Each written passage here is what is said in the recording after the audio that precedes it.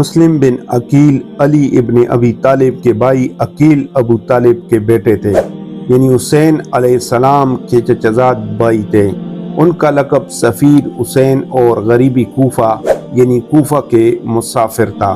واقعہ کربلا سے کچھ عرصہ پہلے جب کوفہ کے لوگوں نے حسین علیہ السلام کو خطوط بھیج کر کوفہ آنے کی دعوت دی تو انہوں نے مسلم بن عقیل کو صورتحال کا جائزہ لینے کے لیے کوفہ روانہ کیا۔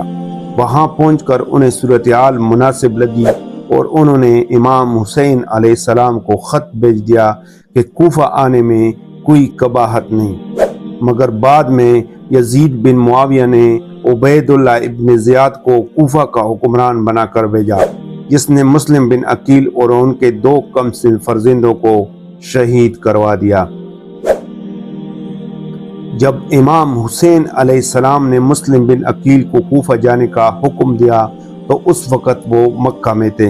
وہاں سے وہ مدینہ گئے، جہاں انہوں نے روضہ رسول صلی اللہ علیہ وآلہ وسلم پر حاضری دی۔ پھر اپنے 2 بیٹوں محمد اور ابراہیم، جن کی عمریں 7 اور 8 سال کی تھیں، کو لے کر کوفہ چلے گئے۔ کوفہ میں انہوں نے جناب مختار بن ابی عبیدہ ثقفی کے گھر پر قیام کیا۔ کوفہ والوں نے ان کی بیعت شروع کی، جن کی تعداد 30,000 تک پہنچ گئی۔ انہوں نے امام حسین علیہ السلام کو خط لکھ دیا کہ کوفہ آنے کے لیے حالات سازگار ہیں۔ اس وقت کوفہ کا گورنر نعمان بن بشیر تھا، کیونکہ نعمان بن بشیر ایک صحابی تھا اور یہ حضرت امام حسین علیہ السلام کی بےحد عزت کرتا تھا۔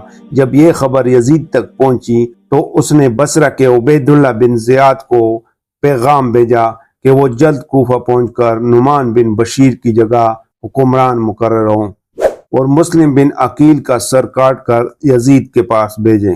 ابن زیاد نے کوفہ پہنچ کر گورنری سنبھالی تو مسلم بن عقیل امیر مختار کے گھر سے صحابی رسول دودھانی بن عروہ کے گھر منتقل ہو گئے۔ ابن زیاد نے فوج کو انہیں پکڑنے کے لیے بھیجا تو ہانی بن عروہ، جن کی عمر اس وقت 90 سال تھی، نے اپنے مہمان کو حوالہ کرنے سے انکار کر دیا۔ ہانی بن عروہ کو قید کر لیا گیا، اس پر بھی انہوں نے انکار کیا تو انہیں باندھ کر 500 کوڑوں کی سزا دی گئی، جس کے دوران میں جب وہ بے ہوش ہو گئے تو ان کا سر تن سے کاٹ کر لٹکا دیا گیا۔ ہانی بن عروہ کی گرفتاری کے بعد مسلم بن عقیل باہر آ گئے اور جنگ شروع کی، مگر آہستہ آہستہ سب کوفیوں نے ساتھ چھوڑ دیا، حتیٰ کہ صرف 30 افراد ان کے ساتھ رہ گئے۔ مغرب کی نماز تک وہ بھی باقی نہ رہے۔ انہیں محمد بن کثیر نے اپنے گھر میں پناہ دی۔ محمد بن کثیر کے حمایتوں کے ساتھ ابن زیاد کی فوج نے جنگ کی اور انہیں بھی شہید کر دیا۔ یہ دیکھ کر مسلم بن عقیل کوفہ سے باہر جانے کی کوشش کرنے لگے، مگر شہر کے سب دروازے بند تھے۔ آپ نے ایک بوڑھی عورت سے پانی مانگا۔ جب انہوں نے بتایا کہ ان کا تعلق خاندان رسالت سے ہے تو اس عورت نے انہیں اپنے گھر میں پناہ دی، مگر اس عورت کے بیٹے تو نے انعام کے لالچ میں مخبری کر دی۔ ابن زیاد نے 3000 فوج بھیجی تو مسلم بن عقیل گھر سے باہر آ کر لڑنے لگے اور بنو ہاشم کی تلوار بازی کے جوہر دکھائے۔ جب سینکڑوں لوگ ہلاک ہو گئے تو ابن زیاد کے سالار ابن اشاش نے مزید فوج کا پیغام بھیجا۔